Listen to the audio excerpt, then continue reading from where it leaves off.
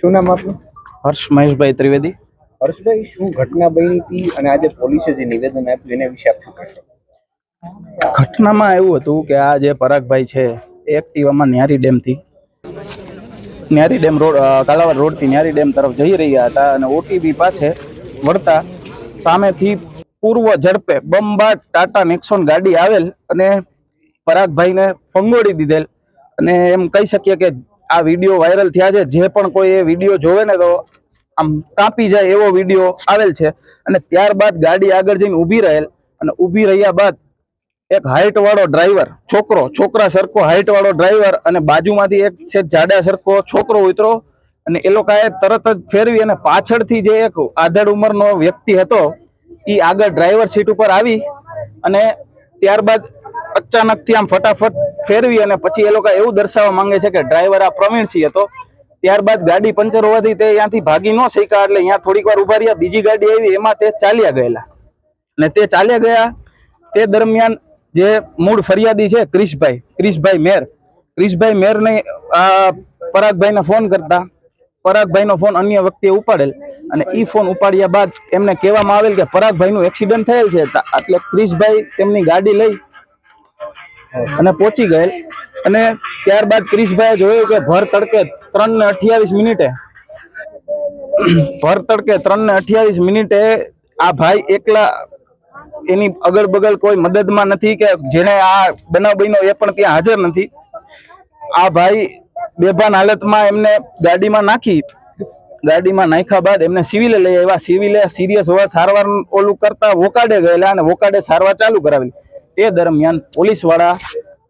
દરમિયાન આમના મોટાભાઈ નમનભાઈ મેર એ બનાવના સ્થળે પહોંચેલ અને 100 નંબરમાં ફોન કરેલ અને 100 નંબરમાં ફોન કર્યા બાદ 100 નંબરની ગાડી આવેલ અને નમનભાઈએ અહીંયા પૂછપરછ કરી। અહીંયા પાનવાળાને જે બીજા વ્યક્તિ હતા એમના દ્વારા એવું કહેવામાં આવેલ એક યંગ છોકરો સરખો ડ્રાઈવર ગાડી ચલાવતો હતો અને એમને અકસ્માત કરેલ છે।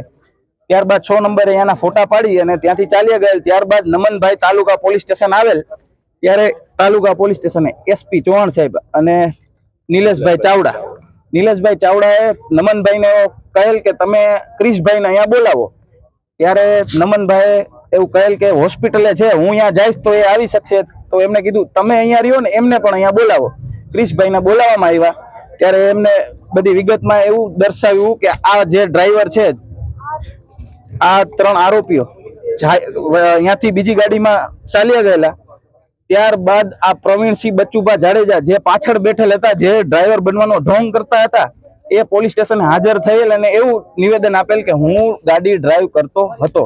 ખરેખર આ પ્રવીણસિંહ બચુભા ગાડી ડ્રાઈવ કરતા નહોતા અને આ નમનભાઈ અને ક્રિશભાઈ તેવું કહેલ કે યંગ ડ્રાઈવર હતો। આ ભાઈ ડ્રાઈવર નહોતા। ત્યારે પીએસઆઈ એસપી ચૌહાણ અને નિલેશભાઈ ચાવડા એમ કહેલ કે એફઆઈઆર લેવડાવી હોય તો અમે જેમ કહીએ એમ લેવડાવો, બાકી તમારી ફરિયાદ લેવામાં નહીં આવે અને આ પ્રમાણે જ એફઆઈઆર લેવામાં આવશે અને ડ્રાઈવર આ તમારી સામે હાજર છે અને અહીંયા આમાં સહી કરો, દબાણપૂર્વક સહી લેવડાવી। આ લોકોએ ખૂબ જ વિરોધ કર્યો કે આ ભાઈ ડ્રાઈવર નથી, તેમ છતાં એમાં સહી લેવડાવી લીધેલ અને આ લોકોને અહીંયાથી જવા માટે કહેલ। ત્યારબાદ આમાં આ ડ્રાઈવરને ન બદલવા માટે રાજુભાઈ દવે, જસ્મીનભાઈ દવે અને એમની સાથે અન્ય ઘણા વ્યક્તિઓ હતા અને ખરેખર પોલીસે છુપાવેલું બરોબર છે અને આ બધી જ હકીકત પોલીસ વાળાને ખબર હોવા છતાં પૂરેપૂરું આમાં એવિડન્સનો નાશ કરવાનો કોશિશ કરેલ છે। અને ત્યારબાદ સીસીટીવી અમે 22 તારીખે પોલીસ વાળાઓને મોકલેલ હતા, તેમ છતાં આજે ડીસીપી સાહેબે એવું નિવેદન આપ્યું કે 2 દિવસ પહેલા મળેલ છે, એ ખોટું છે। 22 તારીખે અમે વોટ્સએપમાં મોકલેલ છે અને એનો અમારી પાસે પ્રૂફ છે અને હજી વધુમાં જે એમ કહેવામાં આવે છે કે અમે તપાસ અત્યારે કોઈને પકડેલ નથી, એ ખરેખર અત્યારે પકડેલ એટલે નથી કેમ કે જો આનું હોસ્પિટલમાં શું છે તે નક્કી થાય ત્યારબાદ અમે કલમ ઉમેરો કરીએ કે શું કરીએ એવું કહેલ છે।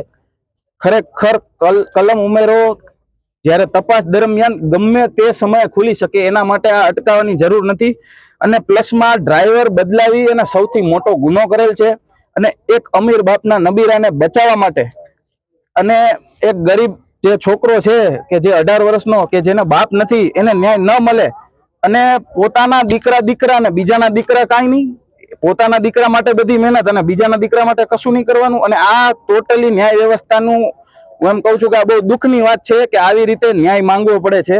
કેમ કે ડ્રાઈવર બદલી નાખવું એ બહુ મોટી વાત કહેવાય. અને પ્લસમાં એક માણસ આજે ગુજરી ગયેલ છે એના માટે કોઈ સહાનુભૂતિ દર્શાવેલ નથી અને ત્યારબાદ એ ડ્રાઈવર રાખવા માટે દબાણ કરેલ છે અને એવું કહેલ છે કે તમારે ક્લેમ થી મતલબ છે ને ડ્રાઈવર ગમે તે હોય. એટલે આ અમારી સરકાર તરફ, પોલીસ તરફ, બધા તરફ માંગ છે કે આ ગરીબ છોકરાને ન્યાય મળવો જોઈએ અને ત્યારબાદ જ અમે આ પોસ્ટમોર્ટમ કર્યા બાદ અમે બોડી રિસીવ કરવાના છીએ. ઓકે.